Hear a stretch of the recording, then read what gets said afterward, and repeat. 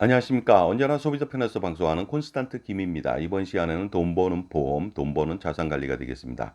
보험 판매에 종말을 대비해야 되지 않을까 생각이 듭니다. 일반적으로 촛불이 가장 빛나게 밝게 빛날 때는 언제인지 아십니까? 촛불을 켤 때나 촛불이 켤 때가 아니고요.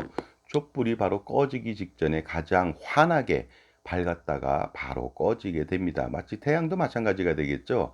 나중에 어떻습니까? 강렬하게 자기 인생을 완전히 소비시킨 다음에 마지막에 초신성으로 폭발하면서 마지막 빛을 발산합니다. 죽음이 다다랐을 때 최고조의 빛을 발한다는 거 아니겠습니까? 마찬가지로 요즘에 보험 판매 행태를 보면요. 극성이 이만저만이 아닙니다. 마지막이 아닌가 생각이 듭니다. 요즘 보험 판매 행태를 보면요. 해도 해도 너무한다는 생각이 듭니다. 바로 무분별한 보험 상품의 판매와 비효율적이고 불필요한 보험 상품의 지나친 판매로 소비자들의 자산 관리를 망치는 사례가 빈번하게 일어나고 있기 때문에 그렇습니다. 결국 보험 판매라고 하는 것이 소비자를 위한 것이 아니라 판매인과 보험사를 위한 것으로 전락되어 버린 것이 아닌가 생각이 듭니다. 보험 상품을 통해서 저축과 투자를 하는 것은 말도 안 되는 일이 되겠습니다. 보험회사에 원리가 있습니다. 보험회사는 그저 보장만 해주는 회사죠. 저축과 투자를 하는 회사가 아닙니다. 물론 과거에는 연금이라는 것을 취급을 했습니다만 이제는 연금도 안 됩니다. 왜냐하면 저축과 투자를 해야 되는데 극히 저조한 수익률하고 현재 가치가 똥값인 연금을 지급하기 때문에 연금도 지급하면 안 될 것으로 보입니다. 왜냐하면 이런 문제들은요. 엄청난 사업비하고 위험보험료를 공제해 주고 각종 보증 비용 등을 공제해 주다 보니까 저축과 투자 효과 없고요. 연금 효과 전혀 없는 것이 되겠습니다. 따라서 어떻습니까? 고액의 사업비를 떼면서 그저 사망보장, 장애보장, 기타 보장을 해줄 뿐입니다. 그러다 보니까 보험을 통해서 저축과 투자를 기대한다는 것은요. 마치 우물가에 가서 숭늉을 찾는 것과 다를 바가 없습니다. 왜냐하면 수익을 기대하기란 정말로 태생적으로 처음부터 어려운 구조이기 때문에 그렇습니다. 일반적으로 보험회사의 공시율이 2.5%다. 그런데 시중은행의 적금 이자가 2.5%다. 그러면 확연하게 차이가 납니다. 시중의 적금 이자가 훨씬 더 좋죠. 근데 적금 이자도 2.5%라고 한다면요. 1.15%에 불과합니다. 나중에 세후 수익률이라든가 아니면 실질적인 수익률이 1%대 초반에 불과한데요. 거기에 반해서 공시율 2.5%는요. 그 원금 10년 만기 뭐 저축이라든가 연금 같은 경우에는 어떻습니까? 근데 자기가 낸 돈의 90%만 굴러가다 보니까 일반 시중 금리의 2.5%보다 훨씬 더 떨어지는 1%도 안 되는 그런 실질적인 수익률을 자랑한다. 그러다 보니까 그런 상품을 통해서 저축과 투자를 하는 것은 굉장히 어리석은 일이 아닐 수가 없습니다. 그러니까 매월 100만 원 10년 납자리 그 저축보험을 가입했다. 연금보험을 가입했다. 이랬을 때 사업비로 10만 원을 뗀다면 여러분들 어떻게 생각하시겠습니까? 그리고 종신보험이나 기타 등등으로 어떻습니까? 100만 원을 내는데 사업비로 저축보험은 10만 원, 그다음에 종신보험 같은 경우는 30만 원이나 40만 원을 뗀다면 과연 이것이 저축이 되겠습니까? 불가능하다고 말씀드릴 수가 있습니다. 그럼에도 불구하고 저축 효과가 있다느니 투자 효과가 있다느니 하면서 소비자들을 현혹하고 있습니다. 또한 저축과 보장을 동시에 겸비했다. 종신보험인데 그래서 젊어서는 보장을 받고 늙어서는 연금을 받을 수 있다. 이런 식으로 말도 안 되는 소리를 하고 있는 것입니다. 정말로 최악의 컨설팅이 아닐 수가 없습니다. 말도 안 되는 보험 상품 가지고 저축과 투자를 운운을 하고 그다음에 보장도 얼마 안 되는데 엄청나게 비싼 종신보험을 판매나 하질 않나. 종신보험으로 연금이 된다고 말도 안 되는 소리를 하고 있습니다. 그로 인해서 어떻습니까?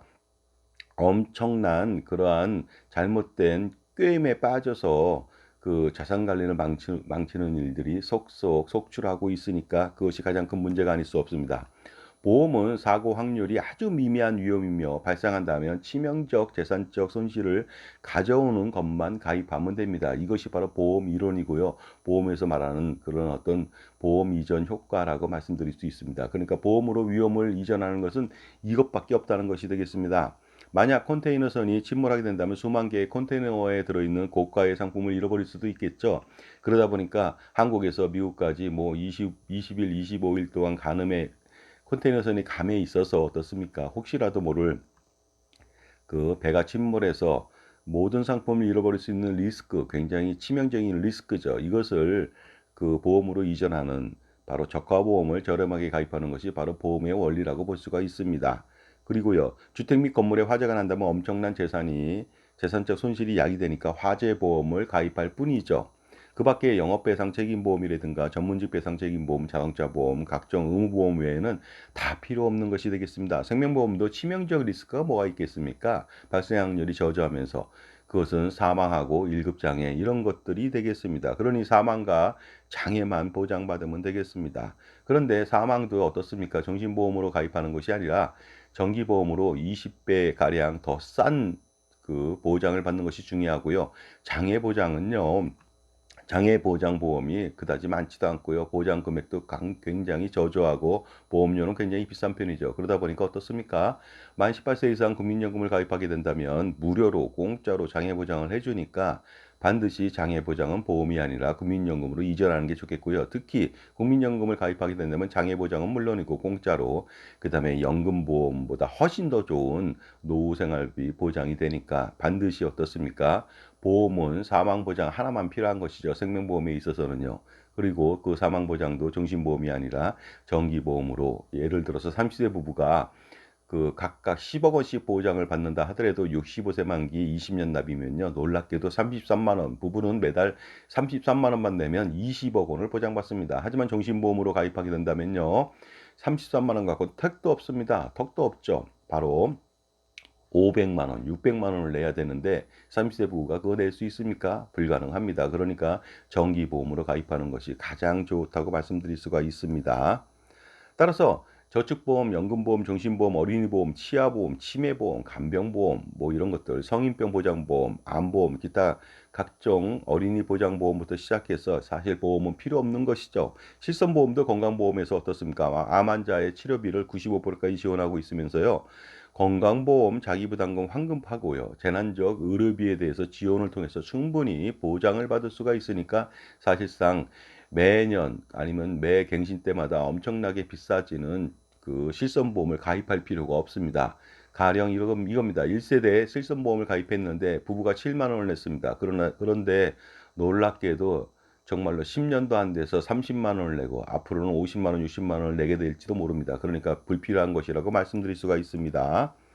지금 거대한 쓰나미, 그러니까 어떻습니까? 해일이 몰려오고 있습니다. 바로 AI 발달로 보험 판매인을 대체하고 가장 저렴한 보험료로 보험 가입을 스스로 하는 시대가 오고 있는 것입니다. 또한 현명한 소비자들은 보험은 불필요하다는 자각 때문에 점점 보험의 설탕은 없어지고 있습니다. 그런데도 만약에 이런 쓰나미가 수키로 밖에서 몰려오고 있는데 한가롭게 해변에서 수영이나 하고 노닥거릴 수 있는 시간이 있습니까? 이제 보험 영업을 그만두고요. 그 다음에 보험 영업을 하게 된다면 순수 보장에 대해서만 하고요. 그 다음에 어떻습니까? 그 주주나 보험회사의 이익을 위해서 불필요하고 비효율적인 상품을 강요하면 절대로 안 되겠습니다. 그 다음에 지금 43만 명 이상의 어떻습니까? 보험 판매인들이 있거든요. 너무나 많습니다. 그러니 그 사람들 중에 대부분은 잡채인지를 해야 될지 모르겠습니다. 보험은 그저 위험관리 상품으로 최소한으로 가입시키면 그뿐이기 때문에 그 많은 사람이 있을 필요가 없습니다. 너무 많다 보니까 어떻습니까? 레드오션으로 서로 말도 안 되는 상품을 팔고자 아우성치다 보니까 M1 고객만 그 손해를 보고 다치게 되는 결과가 되니까 반드시 잡시인지를 해서 어떻습니까? 보험을 경량화시킬 필요가 있다고 봅니다. 따라서 진정한 소비자를 보호하겠다, 위한다고 한다면 보험 판매인으로서 사명은 이제 끝내고 정말로 고객과 가입자와 소비자를 위해서 종합자산관리사로 거듭날 필요가 있습니다. 단순하게 보험만 파는 것이 아니고요. 특히 보험을 팔더라도 필수 보험이라든가 당연히 필요한 보험만 팔게 된다면 굉장히 제한적이거든요. 그거 가지고서 재무설계 자산 관리를 운운할 수는 절대 없습니다. 그러니까 보험 판매는 최소한으로 시켜야 되고요. 종합자산관리사를 통해서 전문적인 투자, 절세 및 자산관리 컨설팅, VIP 컨설팅을요. 지원해야 되겠습니다. 그러나 이런 것에 대해서는요, 경험하고 이론하고 어떻습니까? 자신만의 솔루션이 필요한데 처음에는 힘들 수가 있습니다만은요, 미래에 지향되는 어떻습니까? 종합자산관리사로서의 직업으로서 잡체인지를 하겠다면 제가 도와드릴 수는 있습니다. 그래서 먼저 보험에서 빠져나온 사람들이 종합자산관리사 영역에서 최고의 기량을 뽐내면서 진정한 고객 중심의 자산관리를 먼저 개척하다 보니까 3년, 5년, 10년 후에는 엄청난 전문가로 거듭날 수가 있습니다. 그래야만 본인도 살고요. 잡채인지를 통해서요. 그다음에 소비자도 구하는 길이 됩니다. 그것이 바로 금융인이라면 당연히 해야 되는 본분이고요. 그러니 어떻습니까? 종합자산관리사에 한번 도전해 볼 필요가 있겠죠.